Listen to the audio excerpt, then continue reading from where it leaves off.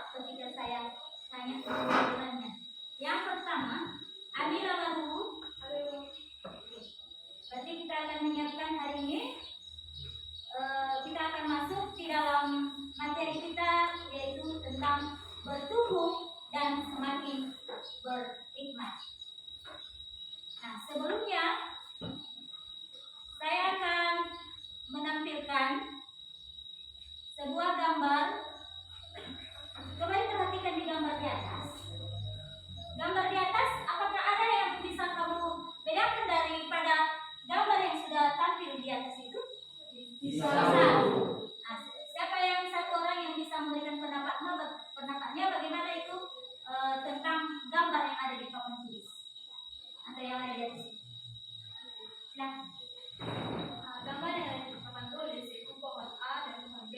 Yang membedakannya, pohon A terlihat sudah kering atau hampir mati atau bahkan pun sudah mau mati, sedangkan pohon B tumbuh dengan lebat atau yang terlihat sehat. Terima kasih. Mungkin sudah mewakili atau masih ada pendapat yang lain yang ingin berbeda dari pendapat temannya itu? Ada yang mau kasih lagi? Masih banyak yang bisa dikritik dari gambar itu. Misalnya dia hanya melihat dari segi pertumbuhannya tadi. Jadi bisa kita simak lagi dengan keadaan seperti itu. Apa penyebab seperti itu fotonya? Kenapa bisa seperti itu tanaman A? Kenapa bisa seperti itu tanaman B? Siapa yang bisa memberikan tanggapan?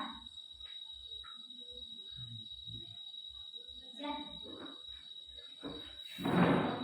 Normal, ada video.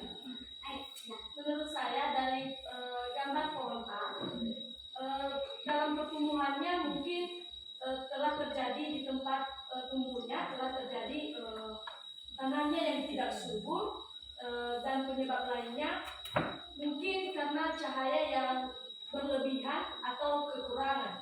Kedua yaitu dalam pohon B, pohon tersebut tumbuh dengan subur bisa disebabkan oleh tanahnya yang gembur atau tanahnya yang subur dan lingkungan yang mendukung. Terima kasih, sangat bagus sekali. Ternyata di pohon bagian A itu pengaruh dia tidak subur itu adalah mungkin tanahnya, dia tidak bisa tumbuh dengan baik. Sedangkan pohon bagian B dia bisa tumbuh dengan baik dengan daun-daunnya yang sangat rindang dan terlihat sangat rimbun di sekitarnya pun. Jangankan hanya pohon itu, di sekitar pohon itu pun terlihat tanaman-tanaman atau rumput-rumput di sekitar itu terlihat subur. Jadi hari ini kita akan masuk ke dalam materi kita dengan tema yaitu bertumbuh dan semakin berhikmat. Yang berikutnya, dalam penjelasan materi hari ini kita akan melihat sebuah kisah, yaitu belajar dari kisah Tonya Harding. Dan saya minta anak-anak kami nanti memperhatikan videonya. Setelah itu nanti saya akan bertanya ketika kita sudah menyaksikannya. Kita akan melihat. Silakan disimak dengan baik-baik.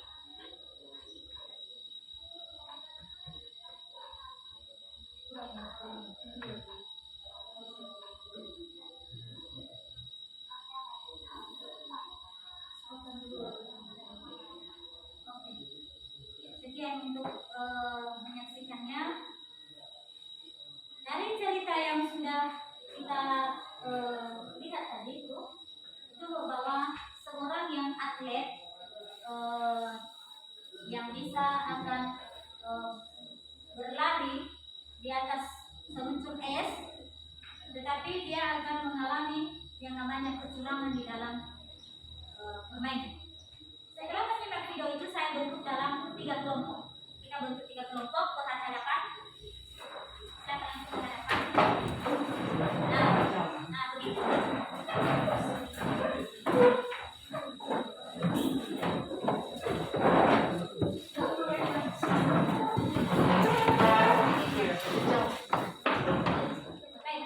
Saya akan bertanya di dalam kelompok 1. Yang mana kelompok 1?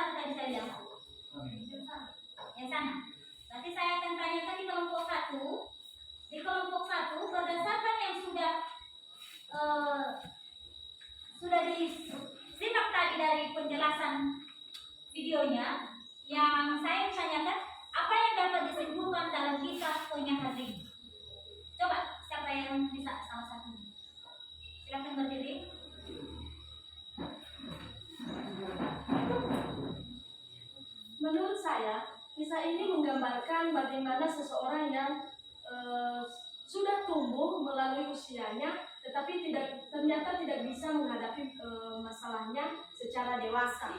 Ia berdiam diri atau bahkan menyetujui apa yang direncanakan oleh Jeff Galligoff untuk mencelakai Nancy tersebut. Baik, terima kasih. Sangat bagus sekali jawabannya. Memang itu kisah tadi itu adalah seorang perempuan atlet yang di dalam pertandingan sepatu es, tetapi mengalami kecurangan, di mana ada orang-orang yang memang kerjasama untuk mencelakai daripada lawan lainnya. Nah, dia juga sudah tahu bahwa sebenarnya itu adalah salah, tetapi mungkin ragu-ragu karena dia mungkin merasa tidak terlalu percaya diri menang. Akhirnya dia berdiam diri dan membiarkan orang mencelakai lawannya. Sehingga di dalam pertandingan itu dia dikatakan adalah sebagai pemenang. Nah, saya ingin tanyakan di kelompok 2. Yang saya tanyakan di kelompok 2, bagaimana gambaran sikap tokoh dalam kisah Tonya Harding? Coba salah satu menjawab.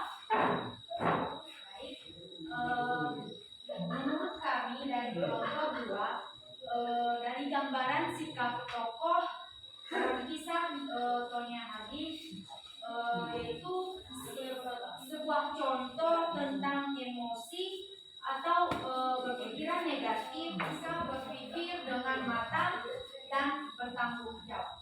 Terima kasih. Betul sekali, bagaimana gambaran sikap tokoh tadi bahwa orang-orang itu secara fisik mereka sudah dewasa, tetapi dari segi emosional mereka merencanakan sesuatu hal yang tindakan ingin mencelakai lawan itu, sehingga di dalam hal ini mereka tidak bisa bertumbuh dan tidak bisa dapat dikatakan berhikmat, ya kan?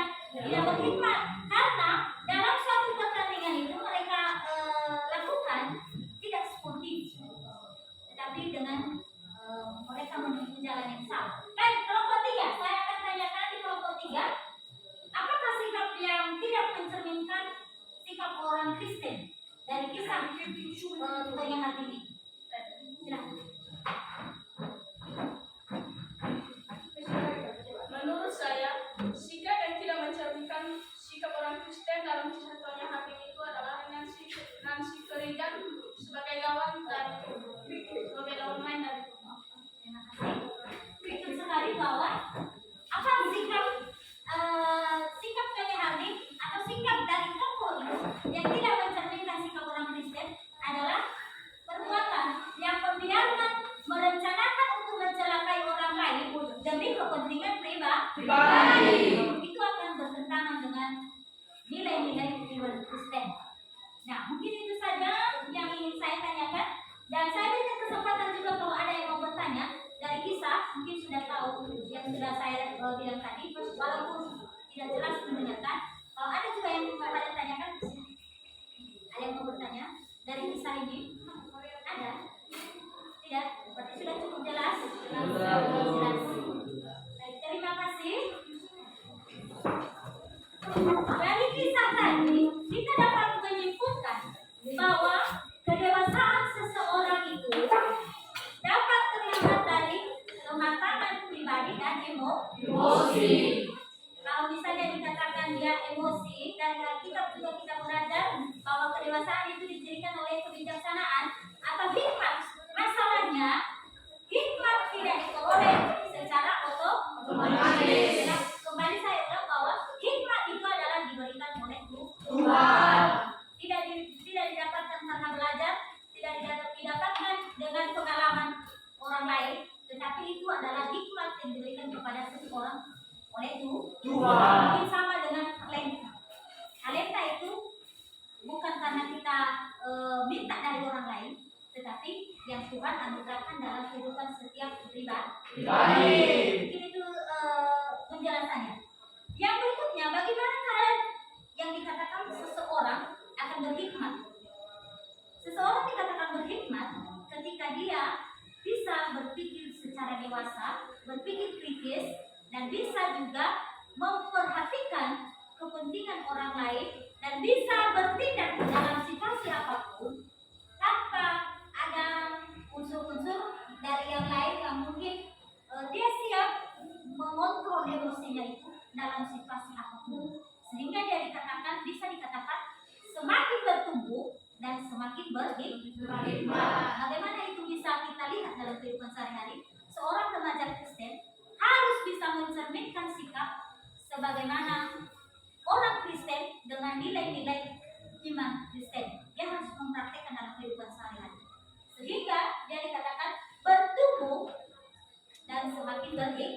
Kalau dari cerita historinya Harding tadi, mereka hanya bertumbuh orang-orang besar, tetapi kedewasaan mereka dalam berpikir masih seperti anak-anak. Masa mencelakai lawan dengan memukul kakinya supaya yang mereka berpihak itu adalah menang. Dan sering juga terjadi itu di dalam permainan-permainan yang kita lakukan sehari-hari. Saat kegiatan Hut Family ke-77 kemarin, ada kecurangan-kecurangan yang terjadi di lapangan kan? Ada kan? Itu juga bisa terjadi di mana ketika pihak yang satu tidak siap menerima kekalahan, akhirnya dengan berbagai cara kecurangan akan dilakukan. Misalnya dengan menyenggol kaki lawannya, atau misalnya menyenggol supaya jatuh sehingga dia bisa merebut yang namanya bola. Itu bisa terjadi di dalam permainan-permainan yang dilakukan. Yang berikutnya di dalam pembelajaran kita hari ini, saya mau tanya satu orang siapa yang bisa menjelaskan, menyimpulkan apakah ada manfaat yang kita belajar ini bertumbuh dan semakin menikmati ini? Saya kasih lagi jawaban.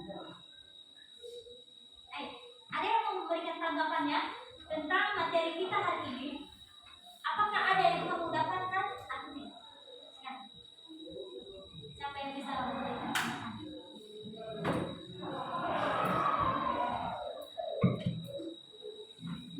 Ada? Atau sudah cukup jelas? Sangat jelas.